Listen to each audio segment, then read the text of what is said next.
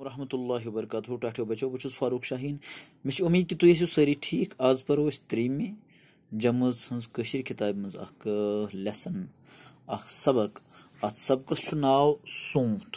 पर अम ब्रोह कि परो यह सबक मेनी चैनल कर सब्सक्राइब तो अमिक लेटेस्ट वीडियो वुचन खतर अमुक बेल आइकन दबावन।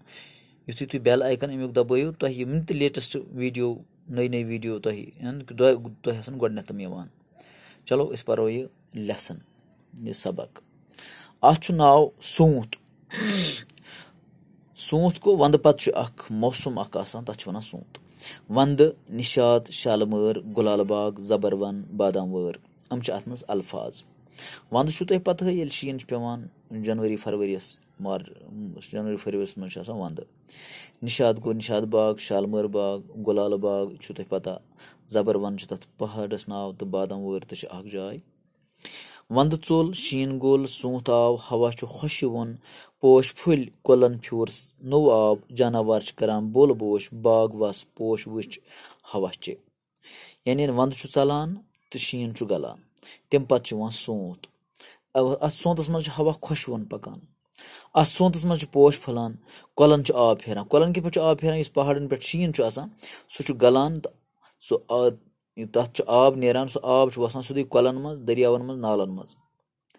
जानवर करान बोल बोश गई कह जानवर कशीर नेबर चलान तम त वापस अत सूंतस मज तो तम करान बोल बोश बे चरे जानवर हारे कांटर इथे कन वारिया मुख्तलिफ किस्म जानवर तम बोल बोश करान। बाग वस पोश वुच बागस मज पोश आसान तो ताज ताज हवा आसान। लूख सैलस गसान। अत मौसमस मज क्या करान लोग हम सैलस गसान। कह गसान बादाम वार कह गसान निशात तो शालमार गो बादाम वार श्रीनगरस मज यपर मुकदम सोबन गसान तमिस अक साइड तथ बादाम वार तथ किलस साइडस कह गसान निशात कह शालमार गसान। यम त बाग यम डल बटिस पे आबाद अस गो पगह गुलाल बाग। गुलाल बाग नोवे बाग ट्यूलिप गार्डन वनान मशहूर मारूफ। आज लछन मज खबर कत लच अत ट्यूलिप आमद वबदान।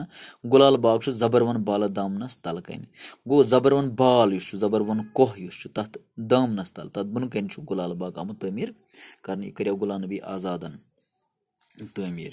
तो अम पे अमिक मशक सवाल। वंदस मज पेवान शीन यह तुह पता। सोंतस मज फलान पोश यह तुह पता। रेत काल गर्म सत फसल फबान यानी फसल वबदान रेत काल गर्म सत। हरद फसल पपान हरद हरद मज दान पपान मकई पपान सोरे फसल ूंट पपि। तम पे वंद सूंत रेत कोल तो हरद 4 मौसम गो गई 4 मौसम चोरन मौसम हंद नाव।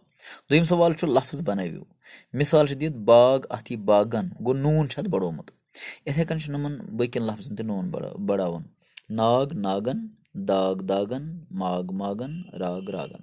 तो 3 सवाल जवाब लिखो सूंत कर बचो तुह पता कि सूंत वंद पे पोश कर पोश फलान सूंतस मज।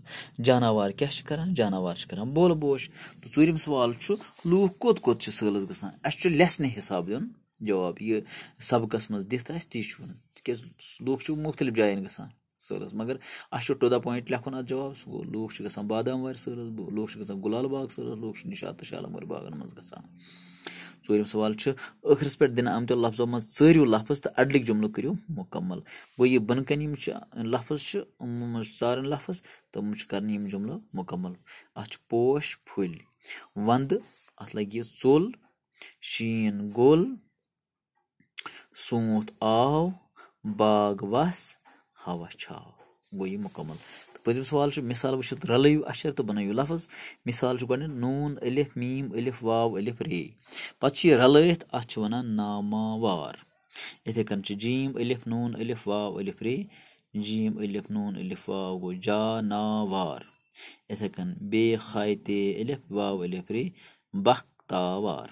पे सीन दाल रे वाव अलिफ रे सदर सीन गो स दाल रे गो दर वाव अलिफ रे गो वार सदर वार।